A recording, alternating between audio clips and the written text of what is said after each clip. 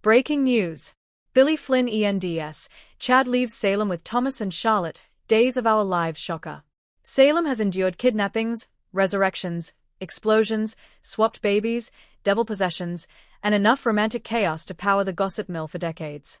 But nothing, absolutely nothing, prepared the citizens of this beloved town, all longtime DOL fans, for the latest firestorm of news ripping through Horton Square like a tornado.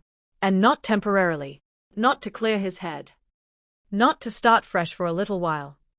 No, this is final.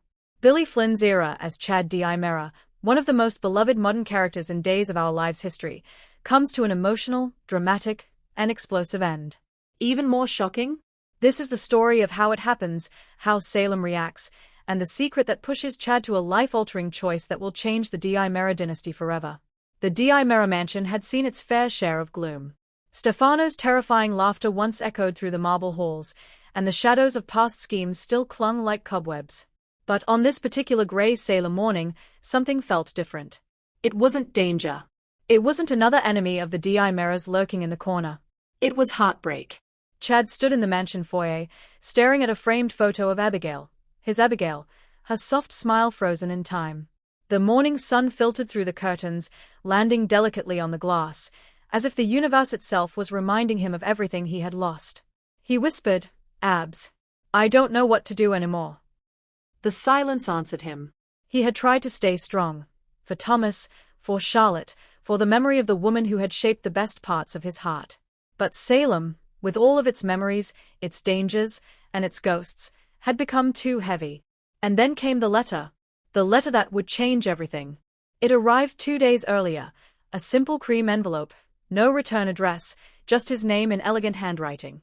Inside was one page, one sentence, one truth that detonated like a bomb. Chad had read it 10 times, his hands shaking harder with each passing moment. The darkness had returned. Not through violence, not through a Di-Mera enemy, but through grief, deep, unrelenting grief that had been quietly swallowing him piece by piece. He asked Melina. He asked Jack. He asked Jennifer. None of them knew about the letter. So who sent it? Why now? And why did it feel right? Dad. Chad flinched, wiping his eyes before turning around. Thomas stood at the doorway, clutching Harold the stuffed owl, a remnant of his childhood that he rarely admitted he still slept with. "You're crying again," the boy whispered.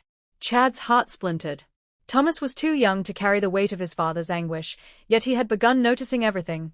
Every midnight breakdown, every empty stare, every time Chad paused in the hallway where Abigail once stood. "Come here," Chad murmured, pulling him into a hug. Thomas whispered into his chest, "Are we safe here?" That was the moment.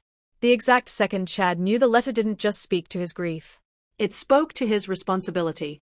He couldn't lose his children the way he lost Abigail. He couldn't stay in a town that kept dragging the Di-Meras back into chaos. Salem wasn't safe, not emotionally, not mentally, not spiritually. He had to go.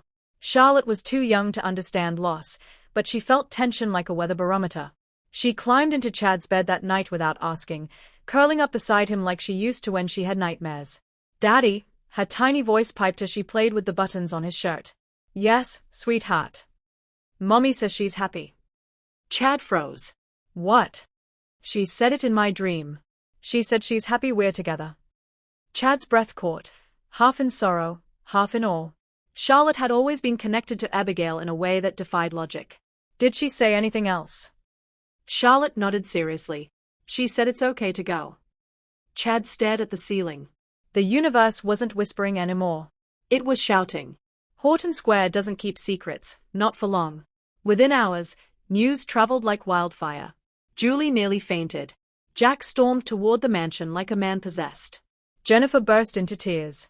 Roman dropped a glass at the Brady pub. Kate muttered something about how Stefana would have never allowed this, then excused herself to cry in private. Even EJ paused, actually paused, looking shaken. "Chad, leaving?" he muttered. "That's impossible."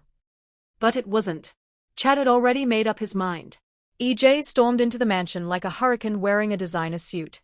"You can't be serious," he hissed, slamming the door behind him. Chad stood firm. "I've never been more serious." "You're a Di-Mera." EJ roared. "You don't walk away. Your family, our family, needs you. Chad stared at him, calm in a way EJ never understood. No. My children need me. And they need peace that Salem will never give them. EJ's face cracked. You're abandoning the legacy. Chad stepped closer.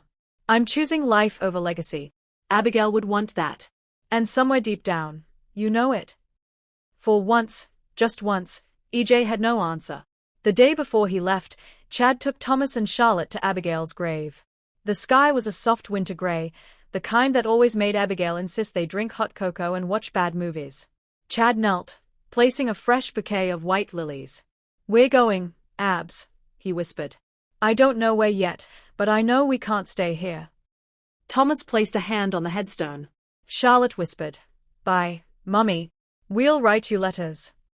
Chad's voice cracked. I hope this is what you wanted. A breeze rustled the tree branches around them, soft, warm, impossibly comforting. For the first time in months, Chad didn't cry. He breathed. People lined the driveway. Dozens of them. Not because they wanted to stop him, but because they wanted to see him off. Julie hugged him so tightly he thought his ribs might break. Jennifer whispered, Take care of those babies. Abigail would be proud. Jack tried not to cry. Failed. Roman handed Chad a small pendant. For protection.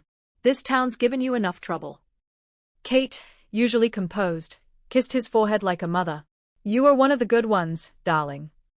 Even EJ stood at a distance, arms crossed, fighting emotions he'd never admit. Keep them safe, he murmured quietly. Chad nodded. Thomas and Charlotte clung to his hands. Their backpacks were small, but filled with memories. The car door closed. The engine started. And in a moment that felt like the closing of a 60-year DOOL chapter, Chad Mera left Salem. The highway stretched before them, wide, open, full of possibilities. The kids slept in the backseat. Chad drove in silence. Hours passed. Towns blurred. Still, he didn't stop. He didn't know where they'd end up. California? Boston? Paris, where Abigail once dreamed of living. Or maybe someplace small, where nobody had ever heard of the Meras. Someplace where Thomas and Charlotte could be just kids. Where Chad could remember who he was before grief swallowed him. Someplace where they could live. Finally, as the sun set in a blaze of orange, Chad whispered. Okay, Abs. We're listening. Lead the way. Weeks later, far from Salem, in a quiet lakeside town, the truth arrives. A knock on the door. An envelope on the welcome mat. Same handwriting. Same cream paper. Inside. No signature. No clue. Just one last, haunting message. Your new beginning has only just begun. Chad looked out at the lake, feeling, finally, something like hope. He didn't know who sent the letters. He didn't know why they reached him when they did. But he knew this.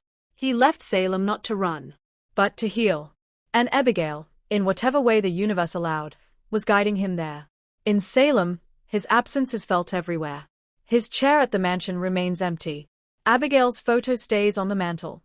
Thomas and Charlotte's laughter no longer echoes through Horton Square. People talk. People miss him. People wonder if he'll ever return. But somewhere, far from the storms of Salem. And that is the end of an era. But the beginning of a legacy. If you'd like, I can also write. Me.